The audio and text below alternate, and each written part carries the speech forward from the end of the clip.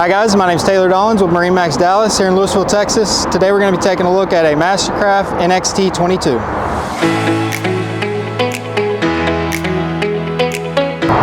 So before we hop in the boat, I want to show you a quick feature that Mastercraft added last year is the drop-down swim step. Takes place of the ladder, really easy to get in and out of the boat. So coming on in the boat, you'll notice the gray interior. It's actually cool fill vinyl, so this is going to stay nice and cool out there on the water and not get too hot. You'll have a pop-up ski pylon right here, and then coming on in, you'll have a observer seat which will flip this way, so you can see your riders. Recessed cup holders on both sides. Really nice phone slots as well, along with USB ports. We ordered SeaDeck in this boat. Really nice feature, gives it a good pop out there. And then the tower, it'll be a manual tower, so you just have knobs on either side. You can push that down. And then you'll also have the clips tower speakers as well.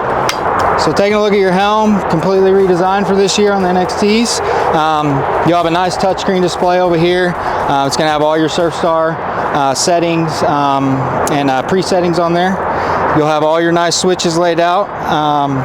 New for this year is also a convenient battery switch right there at the helm for you.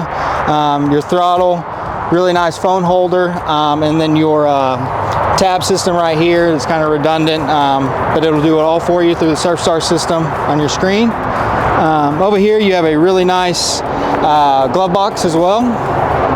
Pass-through storage all the way to the front under here. Okay, so up at the bow, you got your pickle fork nose, keeps this beam really wide. Ton of seating up here, along with conveniently placed cup holders as well.